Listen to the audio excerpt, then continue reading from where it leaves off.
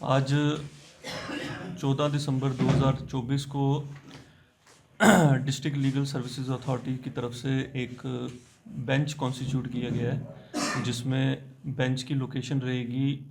तहसीलदार office Chenani. और bench में जो दो रहेंगे, हम मेंबर्स रहेंगे, वो एक हमारे तहसीलदार चनैनी जो कि मैं हूँ, और दूसरे हमारे एडवोकेट अजमेर सिंह जी। तो इस दिन का और जो हमारे को दायित्व दिया गया है वो यही है कि मेजरली रेवेन्यू के कुछ ऐसे केसेस जो एमिकेबली हम लोगों की प्रेजेंस में और लोगों की अपनी विलिंगनेस से हम उनको रिजॉल्व कर सकें, तो उन केसेस को सेटल कर सकें, वो एक हमारा आज का मैंडेट रहता है। तो उसके रिलेटेड तहसील कॉम्प्लेक्स में हमने एक लोक अदालत का आज दिन चूज़ करके कुछ पार्टीज़ को, कुछ केसेस को सुना है, और अभी भी प्रोसीडिंग्स चली रही हैं और मैक्सिमम ट्राई रह रही है हमारी तरफ से, क्योंकि हमारे वकील साहब भी एक लोकल हैं यहाँ के, तो और यहाँ की लोगों को, यहाँ के मुद्दों को वो समझते हैं।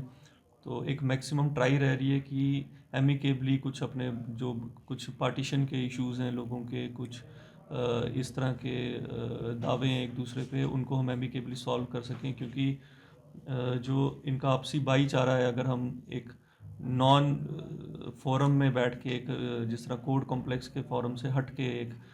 लोक अदालत की शेप में बैठें, तो काफ़ी हाई चांसेस रहते हैं कि लोग एमिकेबली उसको सॉल्व करें। जी, मैं एडवोकेट अजमेर सिंह कटोच। जैसे कि तहसीलदार साहब ने आपको अभी बताया कि एक तहसील ऑफिस में एक यहाँ पर जो है बेंच कॉन्स्टिट्यूट हुई थी, जिसमें तहसीलदार साहब खुद और मैं उस बेंच में बैठे। और जो मैंडेट है तहसील लीगल सर्विस अथॉरिटी हो या डिस्ट्रिक्ट लीगल सर्विस अथॉरिटी की तरफ से, क्योंकि national legal service authorities act 1987 का मैंडेट है कि जो रूटीन में रेगुलर कोर्ट में अगर मैटर सॉल्व नहीं हो रहे हैं या उनका टाइम कंज्यूमिंग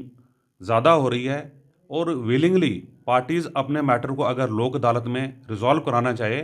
तो उनके मोशन पर उस मैटर को लोक अदालत में भेजा जाता है, ताकि दोनों फरीक लोक अदालत में आएँ और बेंच के सामने अपनी बात रखें। और सबसे अहम क्या है कि उसमें बेंच की भी बड़ी एफर्ट्स रहती हैं कि दोनों पार्टीज़ को एक किसी पॉइंट पर तक पहुँचाया जाए ताकि वो सेटलमेंट उनकी हो सके। ये जो उनके इंट्रिकेसीज होती हैं केस में, उन इंट्रिकेसीज को दरकिनार करते रहे उसके बाहर भी जा सकते हैं, ताकि उन चीज़ को इस चीज़ का एहसास दिलाया जाए कि अगर रेगुलर लिटिगेशन में आप रहोगे तो उसमें सालों साल लगेंगे, लेकिन जब इंस्टीट्यूशन होती है किसी केस की और मैटर रूटीन में हेयरिंग में महीने, 2 महीने, 4 महीने, 6 महीने या सालों साल लग जाते हैं, तो कहीं ना कहीं पार्टीज़ को भी ये रियलाइजेशन होती है, एहसास होती है कि शायद यार अब कंप्रोमाइज़ कर लेना चाहिए, कोर्ट में काफ़ी टाइम हो चुका है, या आपस में प्राइवेट अगर उनकी बातचीत शुरू हो जाती है तो उस मैटर को लोक अदालत में रेफ़र किया जाता है, ताकि मैटर को 5-10 साल या 15 साल चलने से किसी अर्ली टाइम पर ख़त्म किया जा सकते हैं। और उससे अहम बेनिफिट क्या होता है कि पार्टीज़ का रिलेशन आपस में बना रहता है और समाज में एक बेहतर मैसेज जाता है कि हमारा जो मैटर है एमिकेबली, रजामंदी से सॉल्व हुआ। इसी तरह से मैं कहना चाहूँगा कि जो लोग हमारी बात को सुन रहे हैं, अगर वो भी आने वाले वक्त में अपने मैटर को लोक अदालत में रिजॉल्व कराना चाहते हैं, तो आप पटिशन डाल सकते हैं, अपनी बात अपने काउंसिल के थ्रू कह सकते हैं या प्रिजाइडिंग अफसर को कह सकते हैं। अगर तहसील ऑफिस में उनका मैटर चल रहा है तो तहसीलदार साहब को ये बात कह सकते हैं कि हमारा मैटर भी लोक अदालत में रखा जाए, कि हम भी विलिंग है अपनी बात आगे रखने के लिए और मैटर को ख़त्म करने के लिए। ये लोक अदालत आज 14 दिसंबर को